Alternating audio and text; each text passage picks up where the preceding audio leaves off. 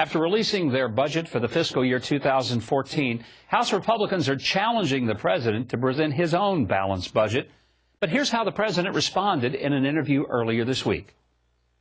We're not going to balance the budget in 10 years because if you look at what Paul Ryan does to balance the budget, it means that you have to voucherize Medicare, you have to slash deeply into programs like Medicaid. My goal is not to chase a balanced budget just for the sake of balance.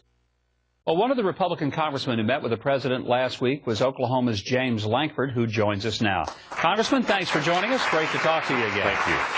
Thank you, Mike. Great to see you again, Governor. When you met with the president this week, you were one of the congressmen, and you specifically pressed him about a balanced budget. He didn't seem that interested, did he?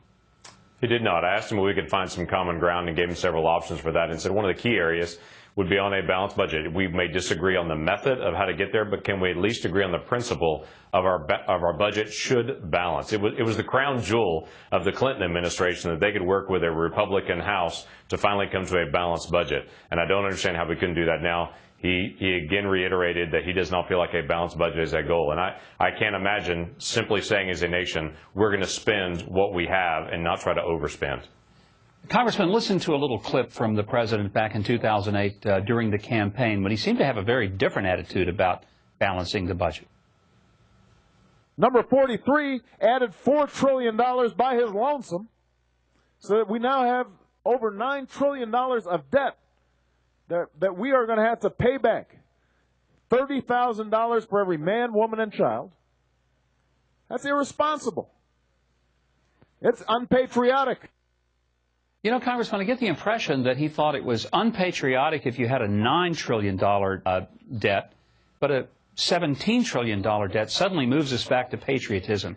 So maybe I'm confused. At what point between 9 and 17 trillion of money that we owe did we get to be patriotic again? How do you deal with a mindset that completely changes the rules of the game?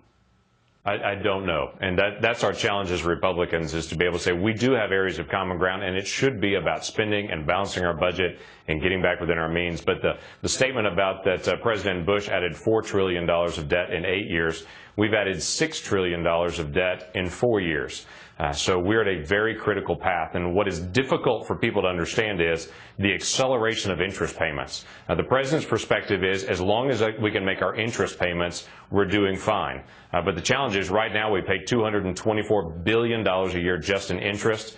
CBO estimates within 10 years we'll pay $857 billion in interest. That's more than we pay for the entire war in Afghanistan across 12 years. We'll pay in 1 year just in interest payments within 10 years. This is very serious. We do have to deal with this. You told the president a story right out of the Bible in your meeting with him. I'm not sure if you totally understood it. It was the story of King Hezekiah. Tell us what you told him and how that related to Washington's situation today. I think the clearest example in Scripture of what's happening in Washington today is Hezekiah. Hezekiah was a great king, was very respected, led Jerusalem and Judah, and helped protect the nation for that time. But at the end of his time as king, he did some pretty foolish things that set up the nation to collapse after that. Isaiah comes and confronts him and says, what you have done will cause the captivity of the nation, will cause the downfall. Even some of your own children will go into slavery.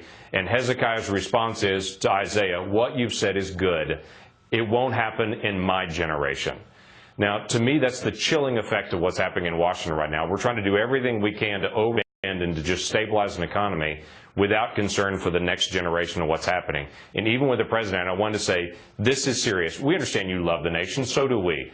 But we can't just look at the now generation. We have to also look at 10 years from now, 20 years from now, 30 years from now. And if what we do now destroys the nation in 10 years, then this was not wise leadership. And my challenge to the president was, we want you to be a wise leader. We want you to look at now and in the future, and that's why we feel like balancing the budget is such an important thing. We overspend now and destroy our future. That's not wisdom. How did he respond to you, Congressman?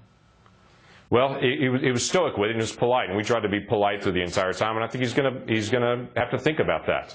But that was, I'm sure, a surprise to him to come up with a biblical example of where we need to go. But I think there is a lot of things we can learn from Scripture, both in governance and in our families. And I thought it was an appropriate moment to bring up a biblical truth into the middle of what's happening in our government. You got the impression he probably didn't hear that story from Reverend Wright in Chicago somewhere along the line, right? Probably not the same. Probably not. Congressman, great to have you here. Thank you very much for being with us. Thanks, Kevin.